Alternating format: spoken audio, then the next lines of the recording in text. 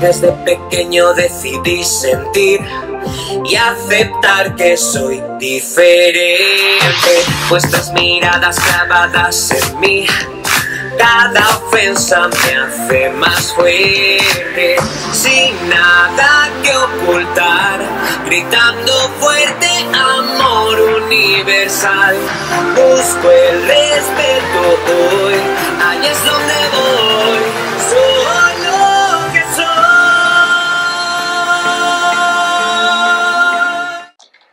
Programa 24 de la temporada 8. ¿Qué tal, Tony? ¡Ay, qué serio! ¿Qué voz tan profunda te ha salido? Es que estoy ensayando para ser tertuliano, a ver si me contratan en otra empresa. Sí, porque es que aquí en Diversitats no pagamos suficiente. No pagamos lo suficiente. Pues nada, es lo que tenemos aquí, que somos una asociación sin ánimo de lucro, con este programa Diversitats, que llevamos 8 temporadas ya haciendo, y además somos voluntarios y hacemos nuestro trabajo por amor al arte, porque nos gusta simplemente llevaros un poquito de actualidad a vuestras casas. Y nada, ¿qué te parece si...? Hoy sin quererlo, ¿Sí? Hoy sin quererlo la temática de Diversitas es muy literaria. ¿Muy literaria? Sí. Sí, sin quererlo, porque los entrevistados que traemos el día de hoy tienen que ver todo con la educación.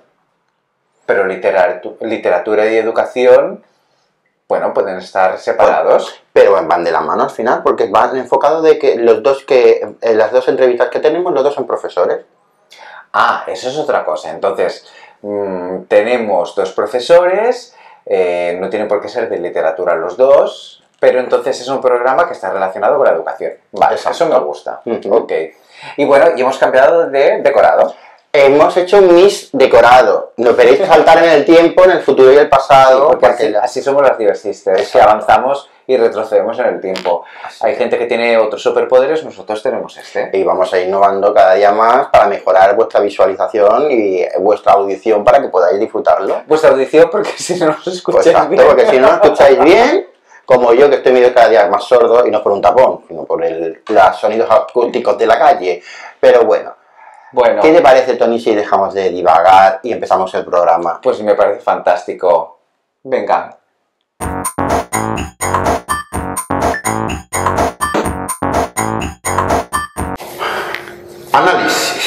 Análisis. ¿Qué vamos a analizar hoy? La dificultad de insertar a los inmigrantes LGTBI en el mundo laboral.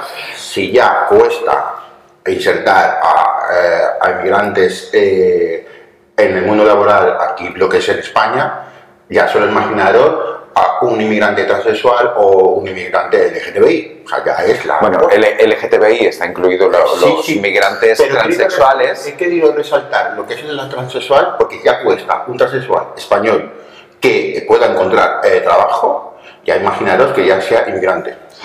Pues un poquito va por ahí el tema. Cuando hablamos de insertar no lo hacemos con este sentido de asimilación de costumbres por obligación, sino de hablar de inserción laboral. Significa que esa persona pueda entrar dentro del mercado laboral reglado, el que no está en negro, que es el mercado laboral convencional, que muchas veces cuesta. Vivimos en un país donde ya en general tenemos una calidad laboral bastante baja porque tenemos un alto paro juvenil, tenemos problemas para que las personas a partir de 50 años en adelante aproximadamente puedan encontrar una nueva oportunidad laboral si cesan su anterior actividad. Tenemos un techo de cristal donde muchas veces no se puede progresar en ciertos trabajos, sobre todo techo de cristal para las mujeres, que es, recordemos, son un 50% de la población y del mercado laboral. Hay muchas cosas que tenemos que derribar. Como por ejemplo también lo que es el salario mínimo, que todavía estamos por debajo de lo que es la media de Europa. También estamos en un país que por narices, si te dedicas a una profesión, ya tiene que ser esa profesión de por vida y no te dejan evolucionar como persona. Sí, es difícil, la verdad, mutar a diferentes ámbitos laborales, porque la verdad es que nuestro sistema no es muy permeable. Otra cosa importante, tenemos un alto paro en general, el paro juvenil lo hemos destacado, pero también el sistema laboral favorece que los puestos de trabajo no sean muy garantistas, es decir, hay una alta temporalidad, hay una precariedad en la que observamos que un conjunto de la población muy elevado trabaja pero no tiene suficiente para poder pagar por el alto nivel de vida que exige nuestro país actualmente en ciertos sitios. No puede pagarse con garantías un piso o no puede tener la capacidad de ahorrar. Es decir, son muchas cosas muy complejas. Son los hándicaps que se rigen porque la gran mayoría de personas migrantes suelen ir a las grandes ciudades porque es donde se supone que hay mucha más ayuda social y mucha más ayuda laboral. Caso de gran error, porque si se pudiera destinar a otros lugares de la España profunda, como suelo decir, en los cuales cada vez están más vacíos las poblaciones, y si se pudiera dar una ayuda para repoblar esas poblaciones, sería maravilloso. Problema que hay, que es en el que veo las puñeteras banderas, o sea, lo siento, me indigna que personas que tienen titulaciones de otros países tengan que emigrar por temas de guerra, por huir. Poneros en el punto de vista y en la piel de esta persona. O sea, para que una persona tenga que huir de su país y dejar todo lo que tiene, ¿cómo tiene que estar para hacer eso? O sea, tenemos que entender y empatizar con las personas que no se van porque le den la gana, sino buscan una mejor calidad de vida. Así que empezamos a empatizar con las personas e intentar que desaparezcan las fronteras para poder ejercer. Aquí hay médicos, sanitarios y tal. Imaginaros que hubiera una guerra y que tuviéramos que emigrar a otro país y que cuando vas a ese país no tengas alojamiento, no tengas vivienda, tengas una familia, unos hijos y que tengas que estar pasando hambruna por el hecho de que tu título no es válido en ese país. Bueno, realmente son muchos los factores porque incluso no solamente la migración tiene que tener una serie de condiciones de currículum determinadas para migrar, es decir, la migración es muy compleja. Lo que sí que vemos es que la Comisión Española de Ayuda al Refugiado, CEAR, en sus siglas, para reducir un poquito el nombre ahora cuando hablemos, ha recogido testimonios de personas migrantes y refugiadas LGTBI en un estudio presentado el pasado 25 de marzo. En este estudio, las personas identifican los factores que facilitan o dificultan su inserción laboral y qué prácticas están consiguiendo eliminar esas barreras. En este caso, el estudio ha sido presentado en una jornada que contó con varios actores implicados en terminar con la discriminación laboral por razones de orientación sexual e identidad de género y subrayó que las personas migrantes y refugiadas LGTBI que participaron al menos en este estudio afirmaron que la orientación sexual o la identidad de género supone una desventaja a la hora de acceder al mercado de trabajo. Esto se añade, lógicamente, a la condición de personas migrantes que llegan a una nueva sociedad en la que se tienen que, convivir con su cultura y su experiencia vital anterior, de manera que puedan desarrollarse con soltura en esta nueva sociedad. Este estudio señala que 7 de cada 10 de estas personas señalaron que se han sentido en desventaja en un proceso de búsqueda de empleo. Además, entre otras investigaciones, aparte de esta, recogemos datos que son obvios y que muchas veces conocemos, pero que debemos recordar, y es que el 72% de las personas LGB no muestran su orientación sexual en el lugar de trabajo. Digo LGB porque hablamos de orientación, ¿vale? Y que 4 de cada 5 personas transexuales, ahora sí que hablamos de identidad, ¿vale? Que sería la T que nos hemos dejado en LGB antes, pues 4 de cada 5 personas transexuales no tienen empleo, ¿vale? Si esto ocurre con personas que han desarrollado su vida en nuestro país, como podría ser nuestro caso, somos personas LGTB nacidas en este país, no tenemos en principio tantas barreras como podría tener una persona que viene de fuera, ¿vale? Si a esto le añades que migras por una condición bueno, no favorable, sino bueno, una guerra, una persecución política, una persecución por tu orientación o identidad sexual. No es lo mismo que intentes formar una nueva vida en un país que sea más o menos de tu entorno cercano, con una cultura bastante parecida, como podría ser, como imagínate que nosotros intentamos ir al país que tenemos al lado, podemos ir a Portugal o a Francia, por ejemplo, y seguramente nos sería más fácil que si hiciéramos un cambio cultural enorme. Pues estas personas se enfrentan a muchas discriminaciones.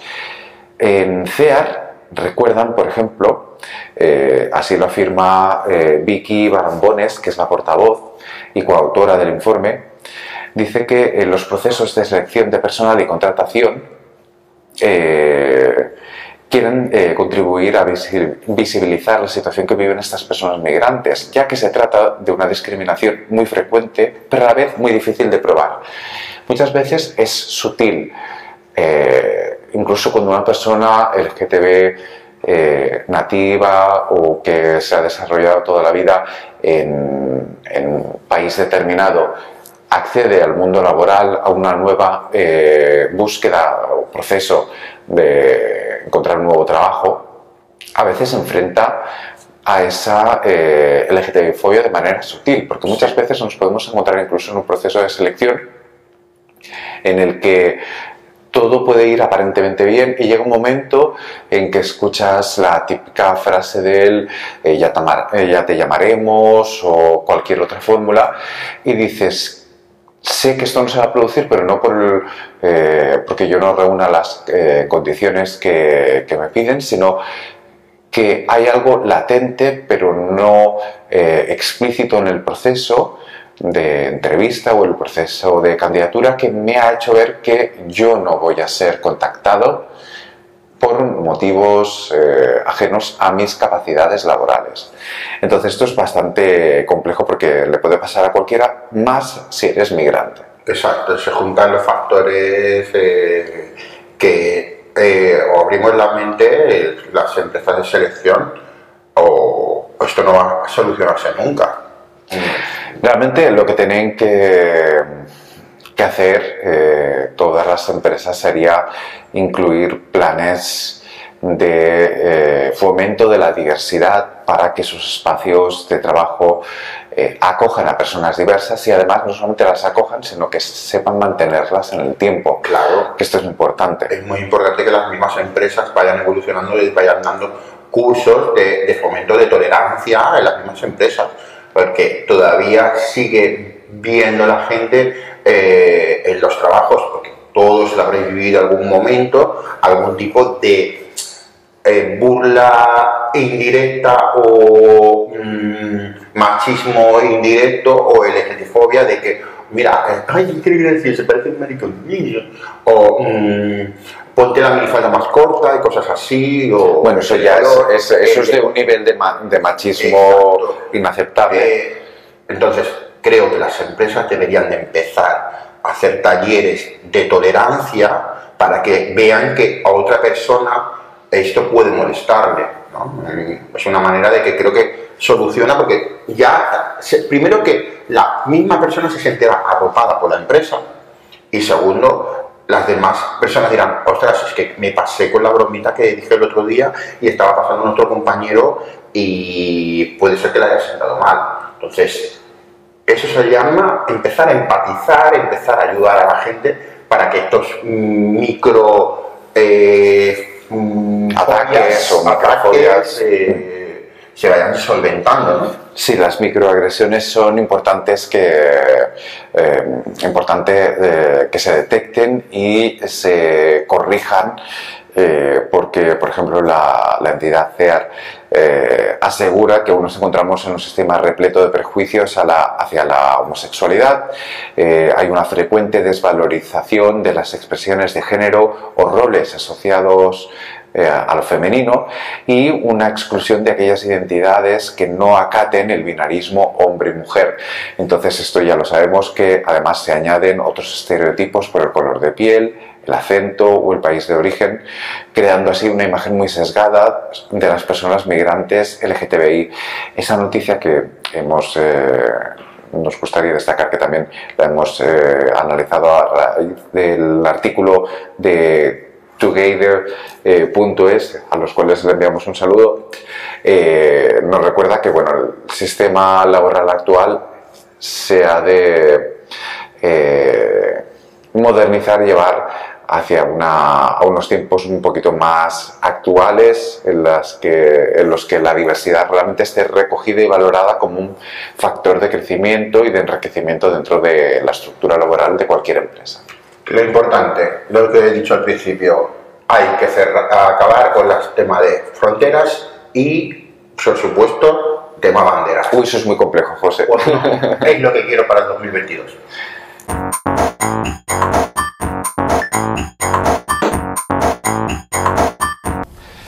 Y en la entrevista de hoy tenemos a Ramón Martínez. Muy buenas tardes, ¿cómo estamos? Buenas tardes, ¿qué tal? Pues nada, aquí contentos de volver a tenerte en Diversitats, porque hace cosa de 1 año y medio aproximadamente te tuvimos de invitado, pero también virtualmente a través del teléfono, y hoy te podemos ver por videollamada. Y seguimos con el tema editorial porque sigues muy prolífico, no solamente en redes sociales, sino que al final, aparte de como siempre haces, acabar de sorprendernos con algún lanzamiento editorial, al final has hecho de internet... Esto lo cuento yo porque soy el friki de la historia. Ah, vale, venga. Pues la verdad que como seguidor que soy tuyo de las redes sociales, y aparte que me gusta mucho el tema de la historia, el toque de humor que tú estabas hablando en las redes sociales, este libro me ha fascinado porque es una maravilla, y me gustaría que nos contaras un poco sobre el tema del libro y por qué surgió esta idea. Maricones de antaño. Pues todo sale a partir de unos hilos que empecé a hacer en Twitter hace ya 3 años casi. Justo era un momento complicado, yo estaba preparando una oposición, estábamos empezando a montar el Orgullo en Madrid, había muchas cosas que hacer, y justo un día charlando con unos amigos de cena, me dijo, estaba contando yo una anécdota de las miles que cuento de vez en cuando, y me dijo mi amigo Ángel que por qué no contaba eso en Twitter. Y me enseñó cómo se hace, literalmente me enseñó un hilo en Twitter, y empecé a dejar algunas anécdotas históricas en varios hilos de Twitter. Desde marzo del 18 hasta, bueno, poco a poco seguí haciéndolo hasta que empecé ya en el instituto a trabajar y ya no me daba tiempo para hacer estas cosas. Entonces se quedó eso ahí, seguía moviéndose, funcionó muy bien, y justo cuando llegó el confinamiento del año pasado estaba sobre la mesa la idea de convertir todos esos hilos en un libro, pero a largo plazo, ya veríamos cuándo, ¿no? Justo estaba escribiendo yo, nos acechan todavía, acaba de salir, y mi editora me dijo, oye, yo creo que ya el siguiente tiene que ser esto porque está fresco más o menos y puede funcionar, y además es un libro necesario, que no esté solo en Twitter, con el lenguaje típico de Twitter, sino que sea otra cosa de acceso a la historia para un montón de gente LGTB que no lo leería en textos muy eruditos y de investigación. Aprovechando que estábamos encerrados en casa y que era poco difícil hacer las cosas habituales, me puse a escribir, terminé durante el verano, y ya desde el primer momento Juanma Samusenko, que es el ilustrador del libro, y yo empezamos a diseñar de alguna manera lo que iba a ser el resultado final, ¿no? No iba a ser solo un libro recogiendo los hilos de tweets, no iba a ser solo un libro de historia, sino que iba a ser una pequeña joyita en que se combinaran tanto la narración de algunos sucesos históricos como la ilustración de todos ellos, con la sensibilidad muy especial de Juanma, que creo que es lo que hace que el libro haya quedado tan bien. Así que ahí está, todas las historias LGTB que nos han ido negando en cada clase de historia que hemos asistido como alumnos. Todos esos momentos en los que podía haber dicho el profe, pues que sepáis que este personaje le gustaba a los hombres o que esta señora está enamorada de otro estado de señora, todas esas historias había que recogerlas, y Maricones de Antaño es el libro donde se recoge toda esa historia LGTB que nunca se pudo contar. Con toda esta historia que no se pudo contar, y tú mismo has usado la palabra negación o negado, realmente estamos viendo que la historia ya sabemos que la escriben siempre aquellos que pueden hacer uso del poder, pero realmente es bastante injusto que, como tú dices, nunca hayamos llegado a saber en el colegio cosas tan claves de personajes que han sido referentes, pero de los que se ha negado su vida pública. ¿Qué haría falta para que diéramos un vuelco, no solamente en forma de libros, sino realmente en el sistema educativo, para que esto realmente se enseñase? Pues haría falta, si cada vez que hablamos de educación, los activistas empezamos a hablar y no acabamos nunca. El sistema educativo español, tal y como lo tenemos ahora, sí que garantiza, o al menos propone y obliga a que los docentes hablemos de la realidad LGTB en clase. Así viene en todas las leyes educativas que se han aprobado desde la LOE, por lo menos, o sea, tanto las del PSOE como también las del PP, solo que luego ellos mismos no responden a ese mandato, y la nueva ley. El problema creo que es que hay que ir mucho más allá. Hace poco se ha vuelto a proponer la idea de que habrá que cambiar, nada más cambiar la ley, hay que volver a cambiar para hablar más de competencias y menos de contenidos. Es el drama habitual. El problema es que no solo hay que poner en la ley que hay que hablar de cuestiones LGTB, hay que facilitar a los profes la manera de hacerlo, porque es fácil, pero hay que querer hacerlo. Es un tema que a día de hoy todavía sigue siendo escabroso. Hay muchos padres que no lo ven con buenos ojos, y lo peor todavía, hay muchos profes que no ven con buenos ojos que se hable de determinadas cuestiones a los chavales. Y ahora mismo tenemos un problema más serio todavía, es que tenemos la amenaza constante de la extrema derecha, que ya en Murcia, por ejemplo, intenta aplicar el PIN parental, y que es posible que en Madrid también lo exija de cara a las siguientes elecciones. Entonces, para garantizar que hay una nueva generación de personas LGTB que crece libre de verdad y conociendo las historias que nosotros no pudimos conocer, hay que asegurar que en las aulas se habla del tema. No solo proponerlo, sino asegurarlo. Y aparte de erradicar a la extrema derecha, que es una cosa muy necesaria, pero que igual para un profe solo se le va de las manos, el tema es hacerlo verdaderamente obligatorio y que haya un sistema de control para que se observe cómo de verdad se habla de determinados contenidos. Igual que te pueden abrir un expediente si en lugar de explicar a Lorca explicas otra cosa que no tiene nada que ver, hay que empezar a fomentar también que se vigile que hablamos de lo que nos obliga la ley a hablar, porque hay muchos docentes que creo que se han declarado desde hace años en rebeldía ante el progreso. Exacto. El problema que creo que hay en el sistema educativo es que primero que se rige por el gobernante que hay en esa comunidad, porque ya no es que vaya por el país, sino por la comunidad. Es muy importante que se tenga que separar la educación, la sanidad y lo que es la jubilación de lo que es del Estado, que sea un anexo y que solo tengan que dar lo que es la parte de la subvención para poder legislar estas cosas. Es mi punto de vista. Porque cuando meten mano los libros que se van cambiando cada vez que entra un político nuevo de un partido X, los libros educativos se adaptan a ese partido político y está demostrado. Y claro, es normal que estén borrando en la historia lo que no les interesa y alargando o endulzando para su forma, ¿no? Realmente necesitaríamos un marco educativo general que no dependiese de aprobaciones continuas de nuevos planes de estudio, y hemos perdido la cuenta ya de LOE, LOMCE y todas las siglas habidas y por haber. Habría que plantearse también que fuera también diverso el equipo que realmente está diseñando esos planes de estudio, como una cuota, por ejemplo. A mí las cuotas en este caso no sé si son efectivas o no, pero es otro tema. Lo que me preocupa es que es evidente que los institutos, que es donde trabajo yo, tenemos un montón de adolescentes LGTB que empiezan a descubrir su sexualidad y que necesitan referentes. Referentes que pueden ser los libros, y podemos hablar de Lorca y Cernuda, por ejemplo, o de tanta gente, pero también necesitan que los profes seamos referentes. Y a día de hoy sigue habiendo bastante reparo, en los públicos menos, pero no quiero ni imaginarme cómo es la docencia siendo LGTB en un instituto privado y peor aún religioso.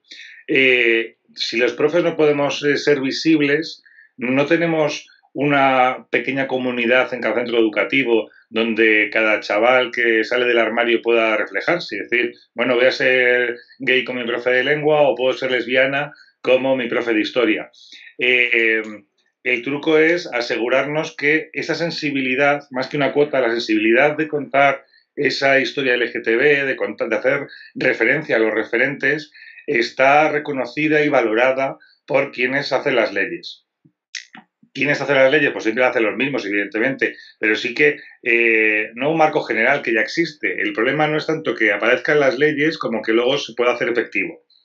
Es lo que nos pasa habitualmente con otras muchas normas. El matrimonio igualitario fue un avance, pero si luego te da miedo cogerte los 15 días después de la boda porque tu trabajo te pueden despedir por ser gay, no sirve para nada el matrimonio igualitario. Entonces, creo que estamos en el momento de dejar de pensar tanto, como activistas, de dejar de pensar tanto en hacer leyes nuevas, que hay que hacerlas evidentemente, y una vez están hechas, vigilar que de verdad se cumplen y que de verdad es posible el cumplimiento de esas normas. Realmente, antes también has comentado lo de verse reflejado. Como estudiantes que hemos sido en diferentes etapas, todos hemos recibido en algún momento un pequeño golpe de realidad cuando nos hemos enterado que aquello que nos habían enseñado no era del todo así. ¿Tú recuerdas alguno en especial? ¿Algo que te haya llamado la atención respecto a lo que te habían enseñado? ¿Un descubrimiento que hayas pensado, esto hubiera sido determinante cuando yo lo aprendí en su momento? Yo es que ya cuento, peino canas, entonces ya en mi época de instituto, que era los 90, las cosas eran muy distintas a las que hoy podemos hacer. Lo que hago yo como profe ahora con mi alumnado creo que había sido impensable hace 20 años cuando estaba yo en su lugar. Sí que yo salí justo del armario cuando coincidía con el centenario de Lorca en el 98, por lo cual era un referente que estaba muy a mano, solo que era el único que tenía yo a mi disposición. Pero sí que recuerdo que a partir de entonces toda mi investigación sobre quién yo era y cómo entenderme a mí mismo tuvo que ser por mi cuenta. Nadie en el instituto pudo, evidentemente, sí que recibía apoyo de algunos profes que olían lo que iba a suceder en breve, ¿no? Pero nadie pudo darme nada más que apoyo. Y creo que va a pasar ahora mismo lo mismo. Si un chaval sale del armario en el instituto, pues los profes progresistas lo apoyamos, lo defendemos si hace falta, llenamos de partes a quien le insulte, pero hay que dar un paso más, que es no solo garantizar esos mínimos de seguridad material, de que nadie le vaya a decir nada al pobre chaval que acaba de salir del armario, sino darle aquellas informaciones que necesita para construir su identidad de una forma libre. Y evidentemente, si lo que hacemos y seguimos haciendo es enseñar a amar a los adolescentes con Garcilaso de la Vega y con Lope de Vega, epítomes de la heterosexualidad, en teoría, no le estamos dando a un chaval de 13 años, por ejemplo, que empiece segundo de la ESO, referentes en los que verse reflejado como podía ser Lorca Luis Cernuda. Entonces tenemos que variar no solo nuestra relación con los estudiantes, sino también el qué ofrecemos a esa gente que está creciendo y que necesita un espejo válido donde verse, no un espejo heterosexual como única respuesta. Realmente hablamos de referentes, tú has citado un par de ellos, pero ¿habría alguno que te haya llamado más la atención, especialmente, o algún caso de los que has ido recopilando tanto en Twitter como en este libro que me imagino que estará ampliado? ¿Habría alguien que destacases, algún ejemplo? Es que hay muchísimos, o sea, hay muchísimos. Los conocidos, Lorca, Cernuda y demás, hay un montón de historias que creo que son muy útiles a la hora de diversas cosas que podemos hacer en el aula e incluso en la vida, ¿no?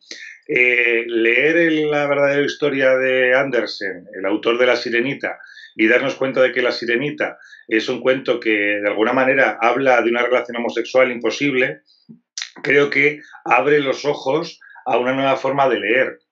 Y a eso me remito a experiencia en clase. Haber hecho esto en cuarto de la ESO, descubres en el público que te observa, en los alumnos, algunos ojos brillantes que descubren cosas nuevas, ¿no?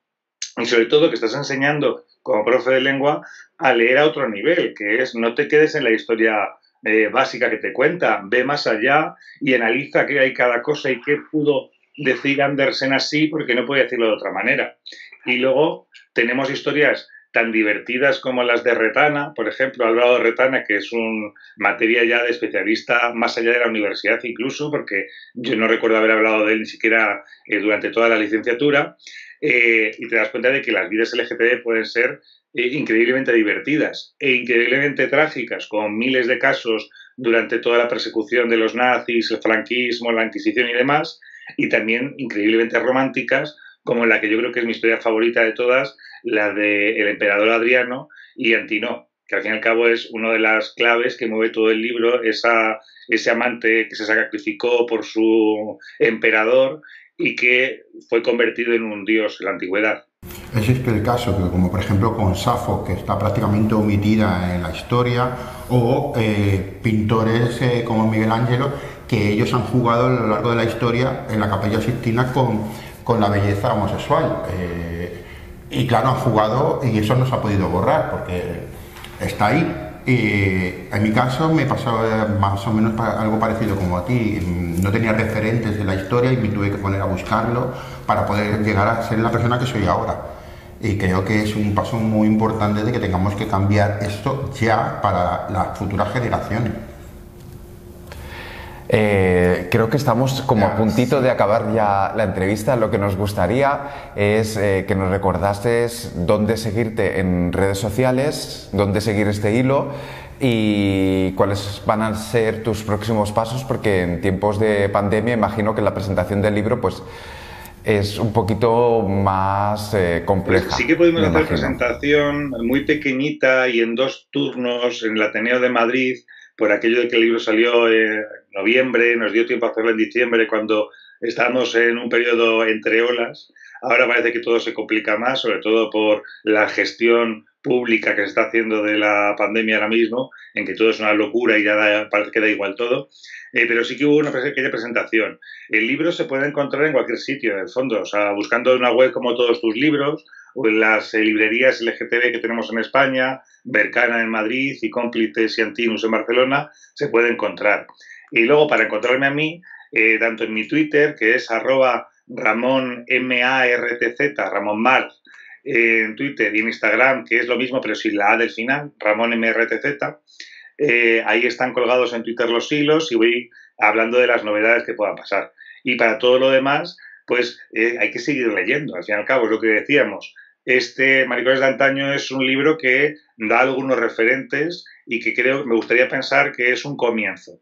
Lo siguiente que tengo pensado me va a ocupar mucho más tiempo y es empezar a hablar específicamente de literatura. ¿Cuándo y cómo lo haré? Me va a costar muchos años, también son muchos años los que llevo investigando, pero creo que es el siguiente paso. Y cuando termine eso, pues yo a lo mejor me jubilo ya y dejo de escribir libros porque ya son demasiados casi. No lo hagas, no lo hagas. Pues Ramón, muchísimas gracias por estar con nosotros en Diversitats esta tarde y nada, aquí encantados de tenerte. La próxima, ya por secuencia lógica, tendrá que ser presencial en algún momento que nos permita la pandemia y nada, te deseamos mucha suerte. Muchas gracias. Así que un abrazo y nos vemos. Un abrazo, hasta pronto.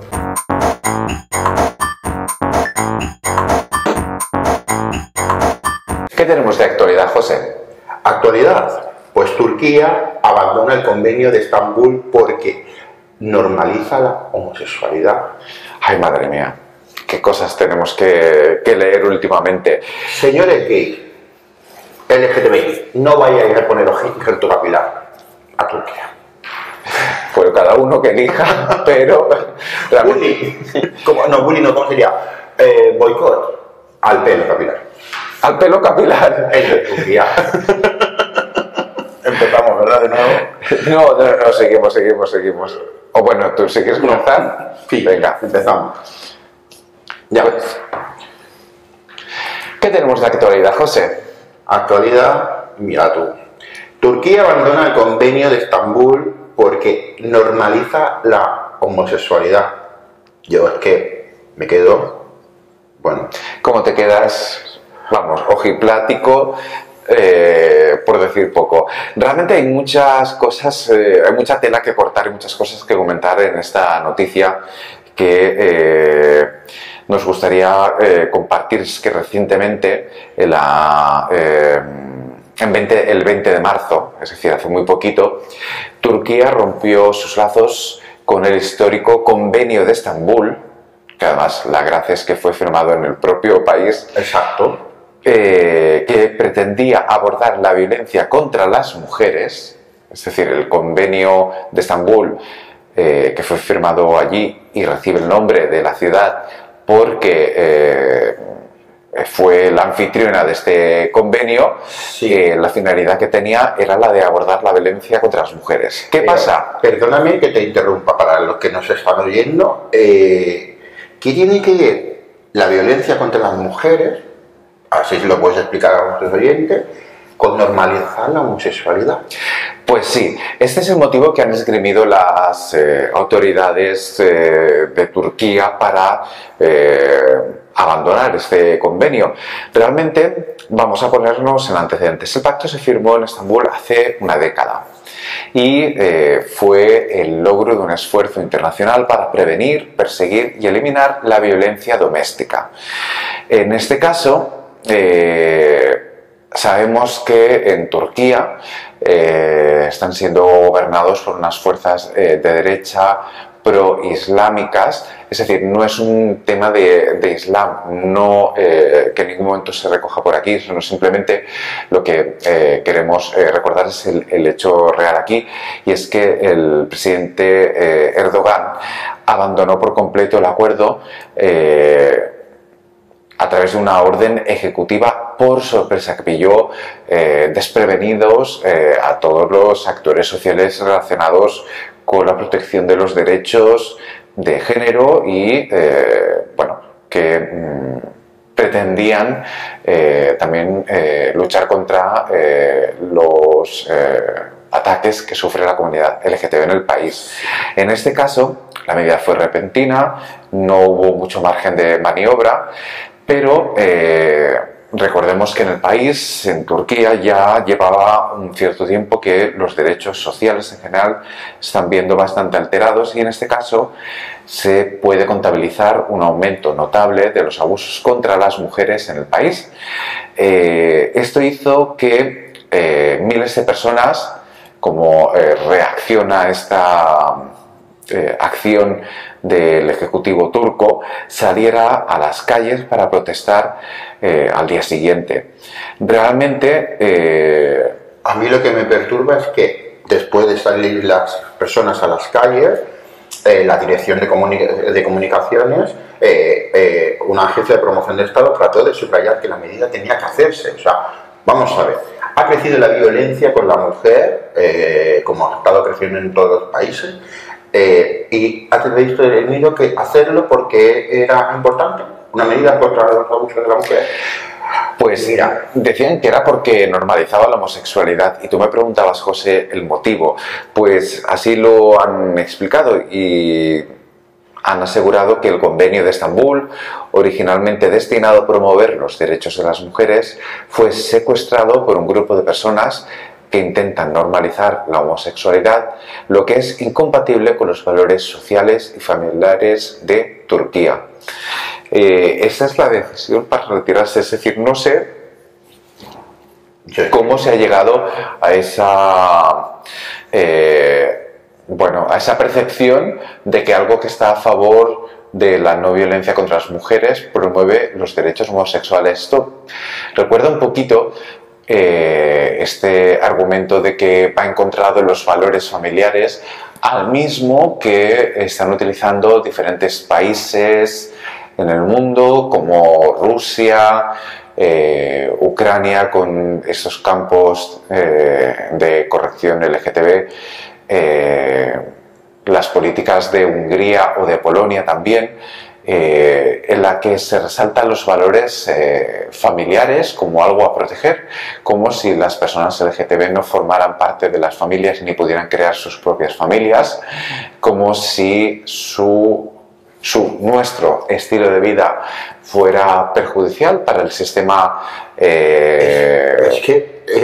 familiar. Por mucho que la explicación que hayan querido dar es contradictoria, incomprensible, ilógica, y etcétera, etcétera. Y como dice aquí el jefe de derechos humanos, la retirada de Turquía del Convenio de Estambul es un revés para la historia. O sea, es como vamos un paso para atrás, para adelante.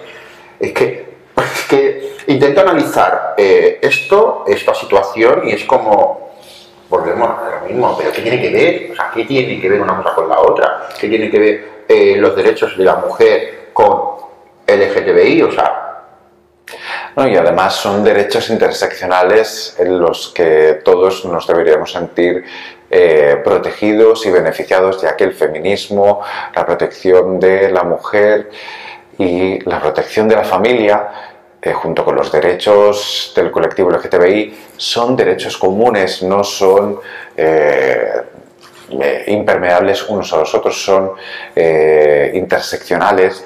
Y aquí lo que tenemos que poner en valor de este convenio de Estambul es que fue negociado por el Consejo de Europa, que es una organización de derechos humanos integrada por 47 miembros, que hizo que varios países se pusieran de acuerdo en el compromiso por hacer más por combatir la violencia de género.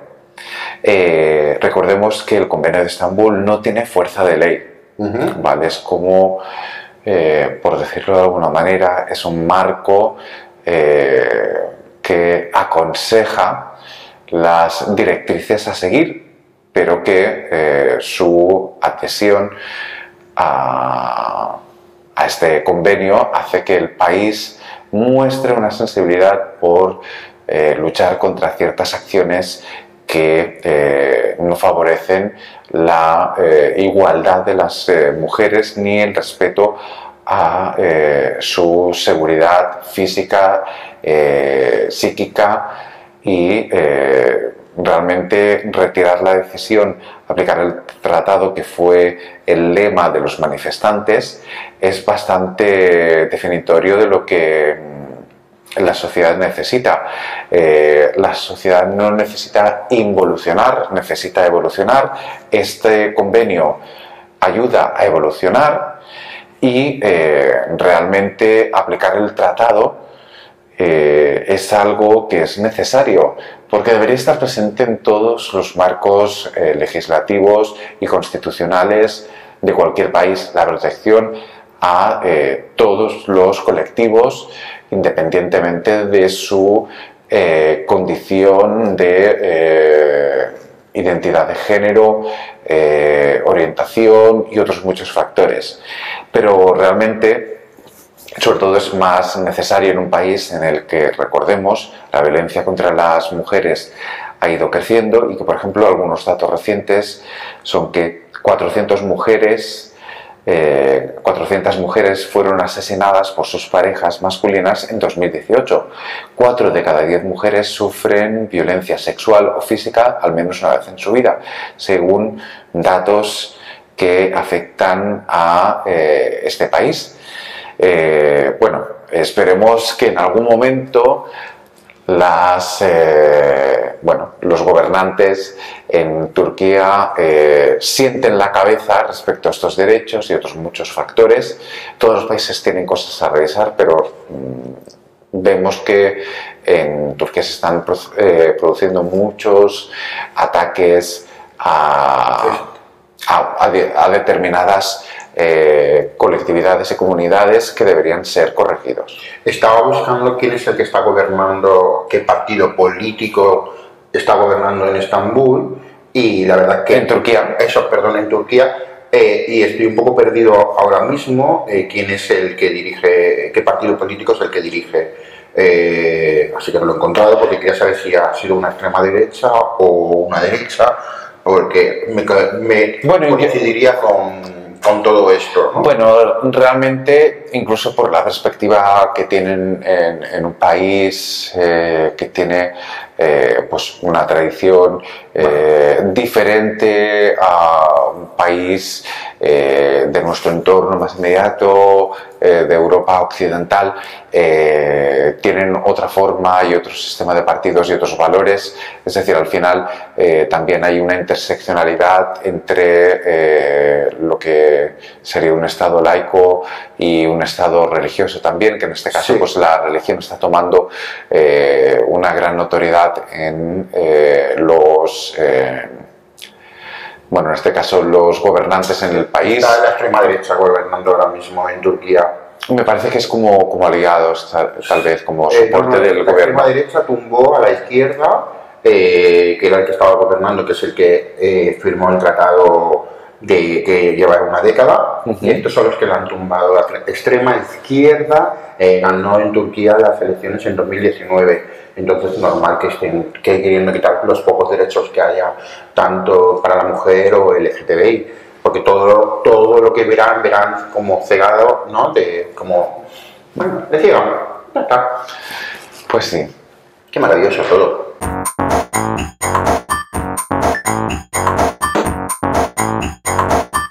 José, ¿qué te parece si damos paso a la siguiente entrevista de la tarde? Y tenemos a una amiga de la casa también, Katy Payas. Buena tarde, ¿qué tal? Pues con muchas ganas de saber un poquito cuál es el estado de la situación ahora mismo en cuanto a las familias, temas de educación, porque con la pandemia todo se ha movido y ha habido que reinventarse. Antes de nada, vamos a ver un poquito cuál es el estado de la asociación, qué le ha pasado en los últimos años y sobre todo cómo se ha visto afectada por la pandemia. Por la pandemia. Bueno, la verdad es que llevábamos muy buen ritmo de trabajo, de conseguir objetivos, de llegar a las familias nuevas, que es uno de nuestros retos más importantes cada año, porque es muy importante llegar a esas familias que están en el territorio y que les cuesta más que las que vivimos aquí en Barcelona de encontrar referentes para sus hijos e hijas. Y la verdad es que llevábamos un ritmo estupendo. Claro, de repente llega la pandemia y nos tenemos que reinventar. Ha sido como, ¿qué hacemos, no? Porque las necesidades seguían ahí, intactas, y necesitábamos de alguna manera dar ese soporte emocional a las familias, porque eran las mismas necesidades que nosotras y nosotros que estábamos aquí en Barcelona seguíamos teniendo, ¿no? Esa necesidad de lo que decimos en catalán, de fer caliu, de dar este soporte y apoyo emocional. Y otro reto era también la visibilidad. Entonces lo que hemos hecho, bueno, empezamos a lanzar ideas, porque la verdad es que tenemos una gente muy creativa dentro del equipo, del gran equipo de voluntariado, que somos toda la gente que estamos en FLG poniendo en marcha actividades. Y la verdad es que ha ido genial, porque hemos empezado con las redes a lanzar proyectos de visibilidad y hemos tenido una respuesta increíble. Estamos súper contentas, porque la verdad es que pensábamos que esto sería un parón y que no podríamos volver a arrancar, ¿no? Y no ha sido así en absoluto. Estamos muy, muy satisfechas. ¿Y cuáles serían los proyectos que tenéis ahora en mente, por dar alguna pincelada de algunos que tenéis? A ver, los que ya teníamos en marcha, que realmente no necesitaban de una presencia física o de un seguimiento demasiado exhaustivo, esos los hemos mantenido intactos. Obviamente hemos tenido que paralizar todo lo que eran encuentros físicos, que era una gran parte de nuestra actividad. Entonces hemos tenido que anular la comida de Navidad, el encuentro de Castañada, que era un encuentro anual que hacíamos en el Vilanova Park, en Vilanova i la Geltrú. Hemos tenido que anular las matinales. Pero entonces, a ver, de lo que nos quedaba, que si era posible, por ejemplo, los asesoramientos del proyecto Construint Famílies, Eso lo hemos seguido haciendo y lo hemos hecho a través de Internet.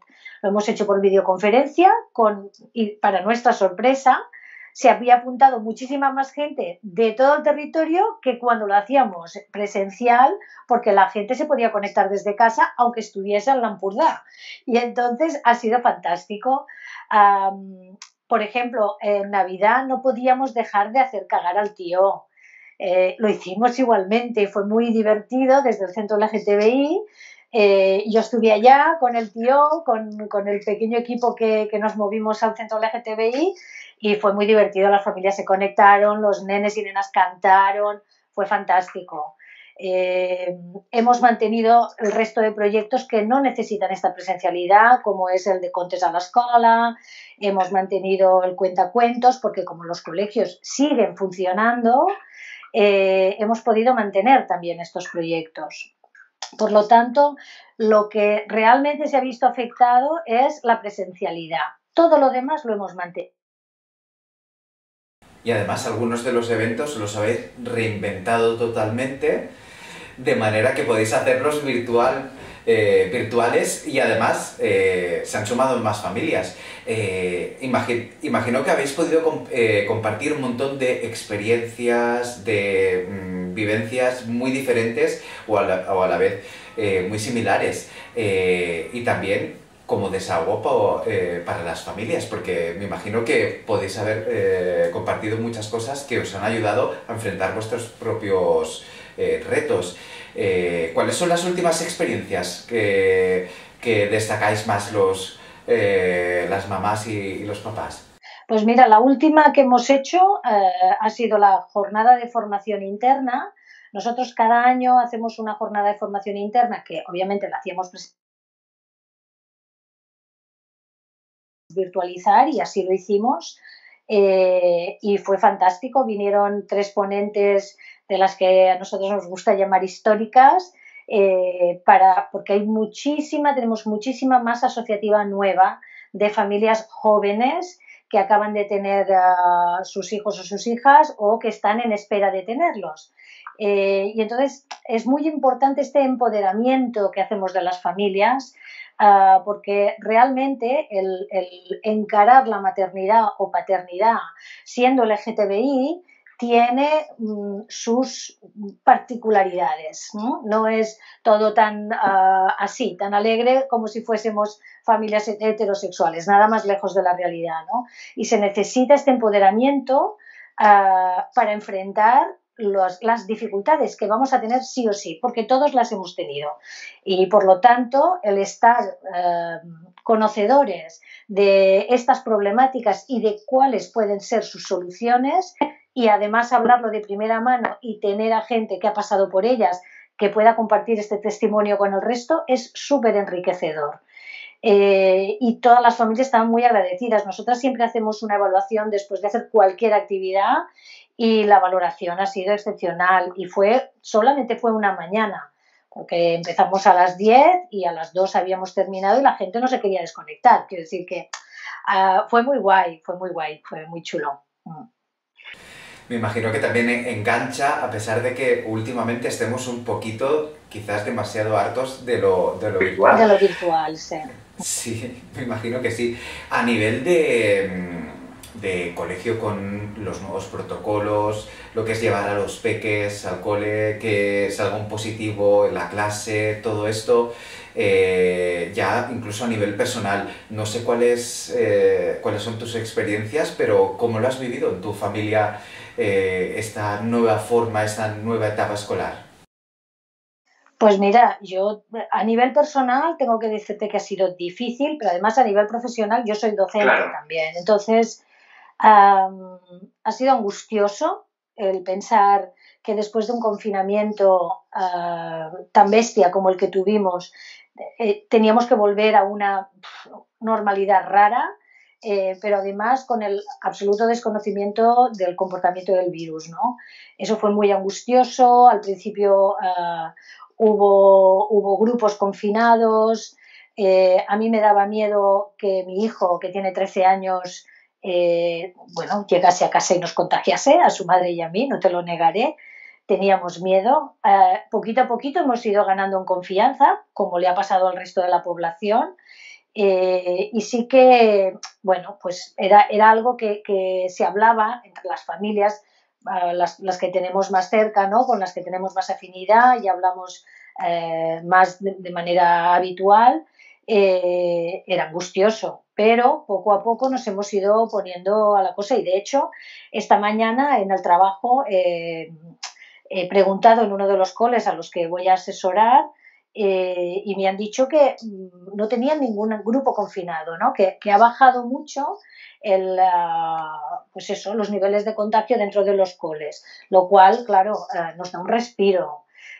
Porque, bueno, quieras que no, estás hablando de menores que tienen contacto con los adultos, vas con el miedo de no moverte de tu burbuja y por eso, por ejemplo, ahora vamos a proponer, ahora que llega el buen tiempo, vamos a proponer a las familias de hacer una pequeña salida, porque encima este año cumplimos 20 años de existencia en nuestra entidad, que no queremos celebrarlo y no sabemos cómo.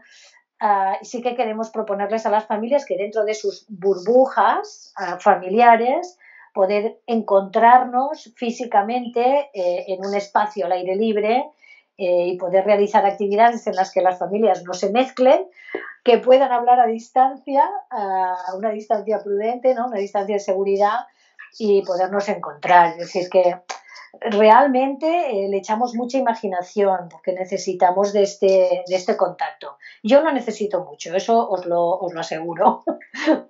Tú y todos, porque todos estamos igual, creo que necesitamos ya esa añoranza del abrazo. Sí, además lo importante que es crecer y desarrollarse en un ambiente en el que tienes contacto con las personas. Lo virtual tiene también sus ventajas, pero tiene sus desventajas.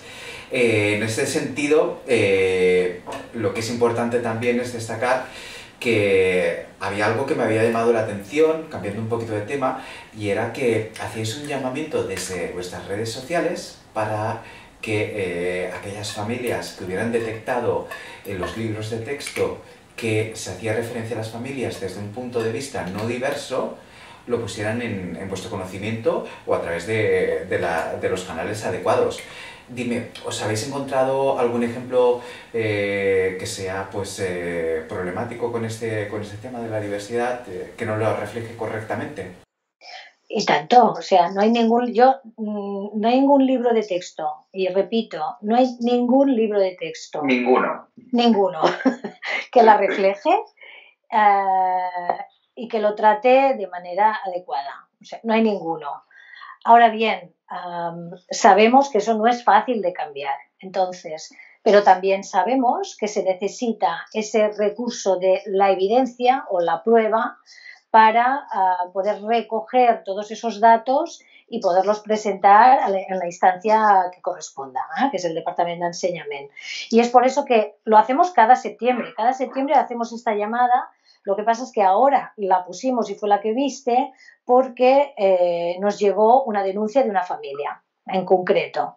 Y nos pasó este documento, una foto del libro, y hay editoriales que no es que no lo pongan por desconocimiento, no lo ponen porque no quieren, ¿vale? No quieren adaptar sus libros, no quieren adaptar sus contenidos.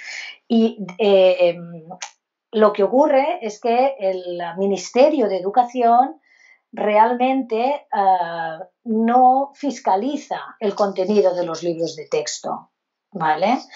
El Ministerio de Educación tiene la obligación de sacar o de exponer los contenidos a nivel de habilidades, de capacidades, etcétera. Pero la nueva normativa no incluye que se tenga que hablar de esto y de esto en concreto, ¿me explico? Con lo cual los libros de texto son los mismos que había desde hace la tira de años. El contenido me refiero. Van cambiando, los van digitalizando, van cambiando el color, la foto y no sé qué, pero el contenido sigue siendo el mismo. Por eso es tan importante hacer esta llamada para que se cambie, no solamente para que las familias LGBT estén representadas, para que la diversidad en su totalidad esté representada. Es decir, nosotros no barremos solamente para casa, sino que yo también quiero que haya una diversidad racial, quiero que haya una diversidad de género, que haya una equidad en la representación femenina dentro de esos libros de texto y dentro de los autores y autoras que se tratan en filosofía, en literatura, etcétera, en todos los contenidos. Tiene que estar transversalizada toda la vertiente de género, necesariamente, si queremos realmente coeducar. Si eso no se hace y solamente se pone en la ley que la coeducación estará incluida, no sé qué, 2 líneas, no me convence, ya no nos vuelven a tomar el pelo nunca más. Esto ya ocurrió en los 80 y no se hizo nada más. Por lo tanto, ahora es indiscutible que esto se tiene que hacer. Y ahora es un buen momento. Ahora todas las cuestiones de género, y lo veis en las televisiones, en los periódicos, tenemos un Ministerio de Igualdad que está, de hecho, han dedicado una partida económica que la han llamado un pacto de Estado, en el que se ha proveído de fondos a todas las autonomías para que realicen acciones en este sentido. Y por eso aquí en Cataluña, gracias a esos fondos, se está llevando a cabo un programa educativo desde la escuela pública para todos los centros educativos con el título Coeducat, donde las personas LGBT tienen su representación. Con lo cual, eso representará una formación al profesorado en todo el territorio que dejará, yo pienso, que dejará huella, que crecerá y que si no cambian las tornas, creo que eso cambiará la educación de este país. Pues es el broche para acabar la entrevista, porque además es el momento adecuado, como tú decías, Katy, de hacer cambios, ya que estamos en una época de cambios y de nuevos retos. Yo creo que hemos de enfrentar ese que dices que llevamos tantos años retrasados. Katy Pallás, yo creo que antes de nada nos tendrá que decir dónde la podemos encontrar. Recordamos las redes sociales de FLG para poder seguiros y saber todo lo que hacéis. Bueno, nos pueden encontrar en la página web www.familieslg.org. Nos podéis encontrar también en el mail, aunque allá ya tenéis todos nuestros datos, familieslg@familieslg.org, y estamos en redes sociales, en el Twitter, en el Facebook y en Instagram. Pues nada, quien no se encuentre no será porque no hayamos hecho hincapié, es porque no quiere, realmente. Muchísimos ánimos con todo lo que queda de curso, a nivel familiar y a nivel profesional también. Y nada, nos encontramos cuando nos podamos ver presencialmente. Gracias, muy bien, Katy. Muchísimas gracias a los dos. Hasta luego. A ti y hasta la próxima. Chao.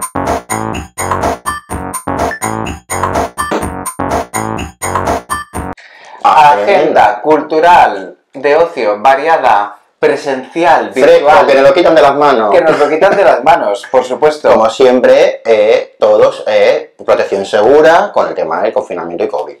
Sí, es decir, todas las actividades culturales que vamos a proponer, si no son virtuales, se pueden realizar porque cumplen con las medidas de seguridad. Correcto. Porque debemos ir retomando esta nueva normalidad. Y hoy nos trasladamos a Girona. Sí, para comenzar nos trasladamos a Girona, porque hay una exposición en la Casa de Cultura de Girona que es Identitats Vàlides. ¿Vale? Podéis encontrar la Casa de la Cultura a la Plaza del Hospital número 6, y es un proyecto que ha ganado la convocatoria del premio Joves Fotògrafs, Jóvenes Fotógrafos, en su 19ª convocatoria, y el protagonista de esta exposición es Isaac Flores.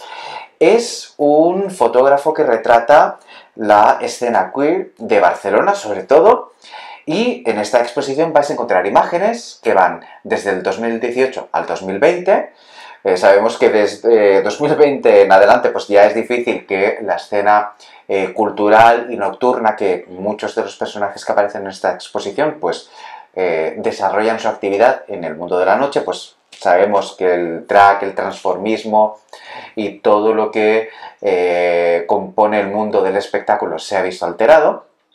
Y muestra del trabajo de Isaac Flores lo que hace es representar la disidencia sexual del colectivo LGTBI. En este caso vemos diferentes identidades, diferentes expresiones, diferentes géneros. Vemos una diversidad que en muchos productos culturales quizás no estamos tan acostumbrados.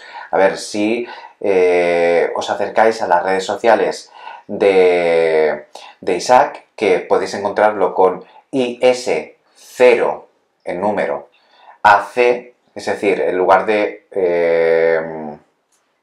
doble S, S0, ¿vale? Es la manera en que lo he escrito. Si lo busquéis en Instagram, podéis haceros una idea de cuál es el trabajo de Isaac Flores. Del contenido que podrán encontrar también en la exposición. Y vais a encontrar, pues eso, cómo plasmó Isaac Flores sus incursiones en el mundo de la noche, en sobre todo locales y ambientado en el Raval y el Gaixample, que son dos de los barrios de Barcelona. Bueno, el Gaixample es la manera en que conocemos al lugar del Gaixample, donde se concentran pues un número de locales, negocios y de actividades culturales y asociativas de ámbito LGTBI en la ciudad de Barcelona.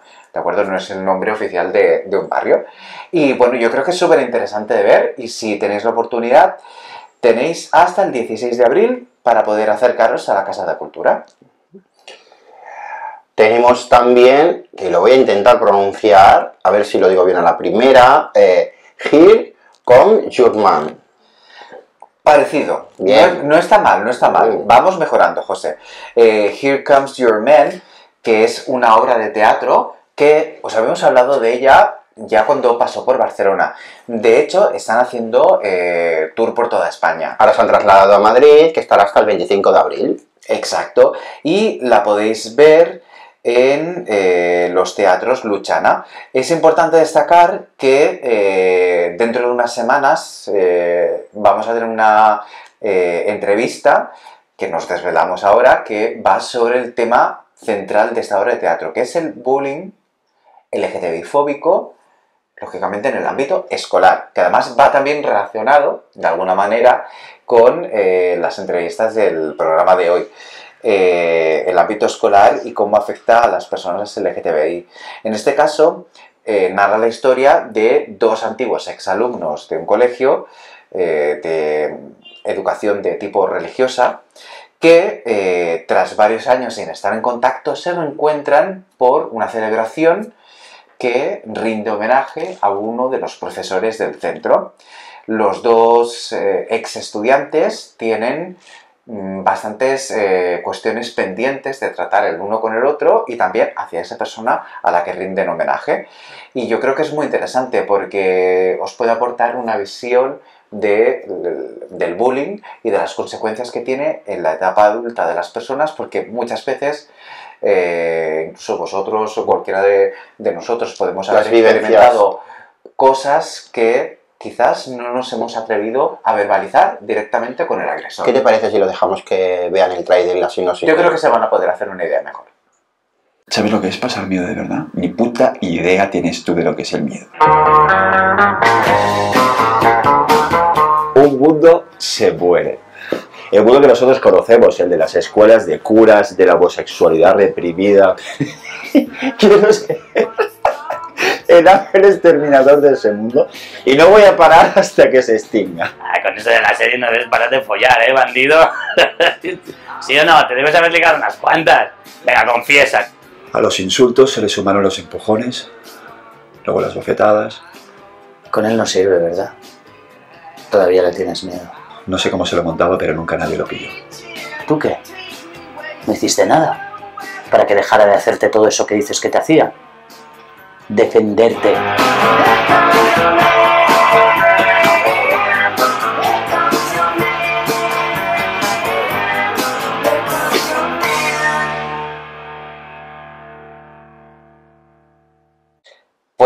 tenemos un crowdfunding que, como sabemos, aquí en Diversitats damos apoyo antes de que salgan diversas propuestas culturales y de ocio, porque sabemos que el mundo de la cultura necesita nuestro apoyo, ya que no se ha podido desarrollar con normalidad durante todos estos meses que llevamos de pandemia.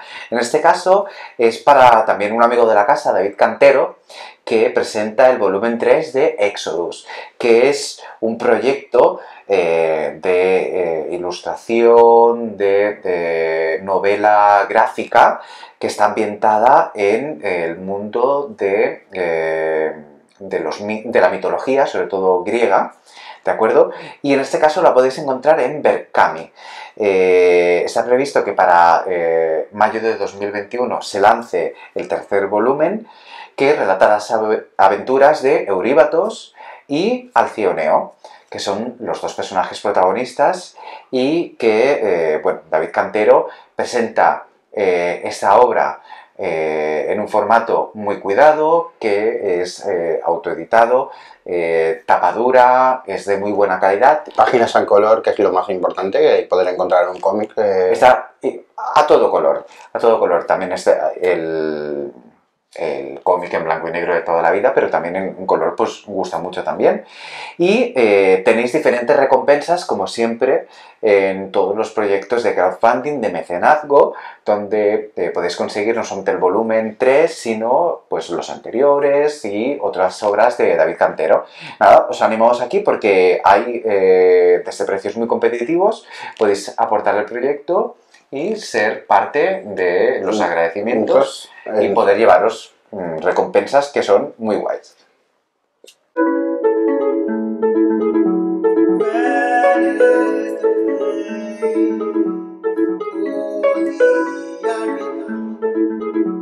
Lost while bees facing a wall. Dragons and wizards,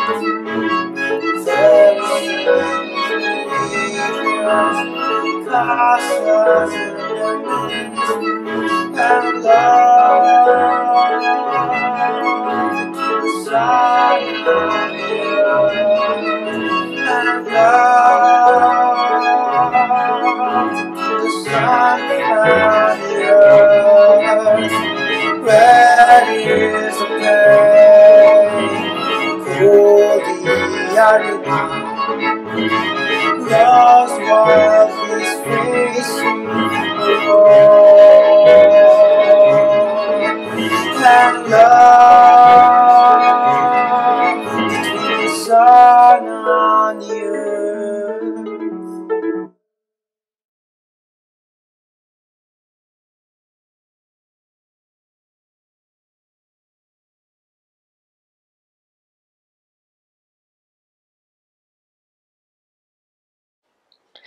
Bueno, vamos a seguir ahora mismo con el videoclip del momento. Es decir, si a estas alturas alguien no ha visto Montero, Call Me By Your Name, de Lil Nas X, creo que vive en otro planeta. Básicamente porque es número 1 en todos los sitios. Y solo con ver el videoclip, la portada que tiene y lo morótico que tiene, a mí es que me ha fascinado. Sobre todo a mí, esas escaleras, es que son... a mí sobre todo ya no solamente lo rico que es el videoclip en cuanto a estéticas diferentes, porque la verdad es que se le ha currado mucho, sino también por el hecho de que realmente la letra de la canción, que sea número 1 en cuanto es una canción que quizás pues no de manera explícita directamente durante todo el rato, pero habla sobre hacer de pasivo. Y esto es bastante novedoso porque seguramente muchas de las canciones desde un punto de vista heterocéntrico están basadas seguramente pues en experiencias sexuales de los artistas que la cantan, pero si hablan de sexo heterosexual o heteronormativo, no llama la atención, ¿vale? Pero el hecho de que el sexo LGTB esté representado en una canción que se haga mainstream, que se haga súper conocida, hipercomercial, como es este caso, pues tiene más mérito. Tiene más mérito y aparte digamos que está luchando un poco esta canción con el hecho de la pasivofobia, que hay mucha, en el cual está la gente más escondida en el armario por el hecho de que le denigren por sentir más inferior porque eres pasivo y que hay que ocultarlo. Entonces me parece absurdo, porque sin pasivos no hay activos. Entonces... Bueno, y los versátiles, un saludo también para los versátiles. Para ellos, que son los más valientes. Bueno, no sé si hablar de valientes, pero sí que hablaría en este caso de que realmente hay opciones sexuales que están invisibilizadas, o preferencias o actos sexuales que están invisibilizados, o algunos de los que lo llevan a cabo. A mí lo que me gusta es que diga que posiblemente es su canción más especial. Es una canción que es para su yo de 14 años. Sí, es como... Realmente esto me recuerda, y ahora que... esa que se prometió nunca salir del armario, ¿no? Sigue siendo un niño reprimido. O sea, es que... Esto es como cuando tú haces el ejercicio de hablar con tu yo. ¿Qué le dirías a tu yo que era niño o adolescente de las cosas que has aprendido durante tu vida? Que es un poquito también, esto lo vemos... o lo hemos podido hacer nosotros si reflexionamos, pero también lo hemos visto en concursos como RuPaul's Drag Race, que llega un momento de la competición que les sacan una fotografía de cuando eran pequeños, o pequeñes o pequeñas, y les dicen, ¿qué le dirías a tu yo de 5 años? Y la verdad es que es un ejercicio muy bonito de poder echar la vista atrás y darte cuenta que lo que poco que sabías acerca de la diversidad cuando eras pequeño y de cómo te iba a tratar la vida, al final pues enlaza con una vida que, si bien cuando tú eras pequeño quizás no tenías muy bien la idea de qué iba a pasar con tu vida, porque todo es una fase de formación desde la infancia a la adolescencia, pasamos por diferentes cuestiones de identidad, de construcción, que nunca sabemos hacia dónde vamos a ir. Cuando ya eres tú y yo adulto y tienes un camino más o menos rehecho, puedes tener esa serenidad de poder explicar, pues mira, realmente... ¿Tú qué harías? Mi pregunta, ¿tú qué harías realmente si tuvieras la oportunidad de ir a tu yo, hablarle a tu yo niño? Primero que se llevaría un susto que te cagas, pero... Sí, se llevaría un susto muy grande. Mira, vamos a hacer una cosa si te parece. Eso está súper bien. ¿Qué tal si lo hacemos para cerrar la temporada? Sí. Traemos una fotografía de cada uno de nosotros cuando éramos pequeños. Pero que te queda Bueno, da igual, pero una... Yo creo que la edad compleja que es entre los 10 a los 14 años. Bueno, lo iremos perfilando, pero yo creo que sería súper interesante. Pues me gusta. Y hacemos un pequeño discurso de qué le diríamos a nuestro yo de más joven. Me gusta, y de hecho a todos nuestros oyentes que nos están escuchando ahora mismo, me gustaría que participaran en esto, creando algún hashtag con ello. Hashtag para los amigos, pero ya nos entendemos como el inglés José. Oye, ¿qué tal si seguimos con más contenidos? Sí, el más contenido no lo vamos a decir nosotros. ¿No? No, lo va a decir... ¿Dónde está escondido? Está escondido entre bambalinas, y nuestro querido Sebas va a contarnos sobre su libro. Sebas Martín, me encanta. Hola amigos y amigas de Diversitats, soy Sebas Martín, algunos ya me conocéis.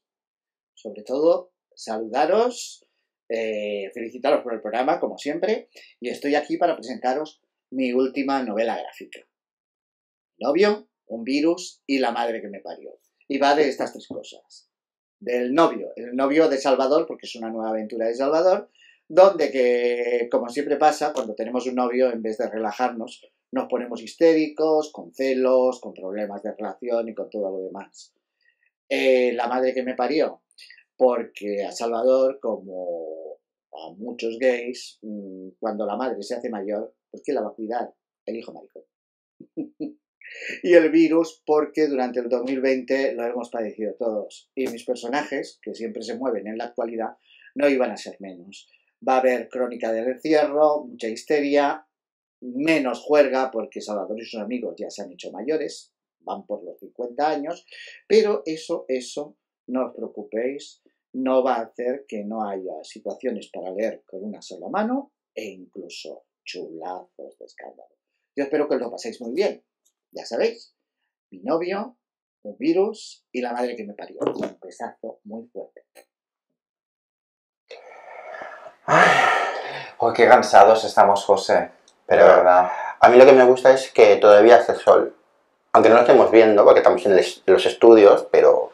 Estamos en los estudios centrales de Diversitats. Hoy ha sido un día extenuante porque hemos hecho mucho contenido. Hemos hecho mucho también. contenido. Hemos hecho saltos en el tiempo, hacia atrás, hemos vuelto. La verdad es que somos así de diversos. De diversos, saltamos en el tiempo también. Y os recordamos... Más que recordar las redes sociales, vamos a recordar lo de siempre. Lo de siempre. ¿Que nos pueden enviar cositas? Exacto. Ya sabéis que nos podéis enviar cualquier cosa, cualquier comentario, cualquier duda, cualquier consulta, cualquier proyecto, lo que queráis participar en Diversitat. Solo sabéis que tenéis que seguir nuestras redes sociales, que es Diversitat FM. Y ahí podéis encontrar nuestro contenido, podéis seguir nuestro YouTube para seguir viendo programas anteriores, podéis estar en iVoox, que podéis escuchar las 8 temporadas en algún momento que queráis. Así, pero un tiempo de aburrimiento, pues nada, 8 temporadas de radio, así que se pasan rapiditas. Si tienes un insomnio, si te vuelven a encerrar por confinamiento, que es probable, podréis tener 8 temporadas de Diversitat. Así que nos lo quitan de las manos. Y nada, un besito a nuestros niños Tina y Enrique. Y ya sabéis que aquí está vuestra casa, ¿no, Tony? Pues sí, nunca mejor dicho, que esta es vuestra casa, Diversitats. Y como ya sabéis, la próxima semana más, no sabemos si mejor, pero siempre muy LGTBI. Hasta la semana que viene.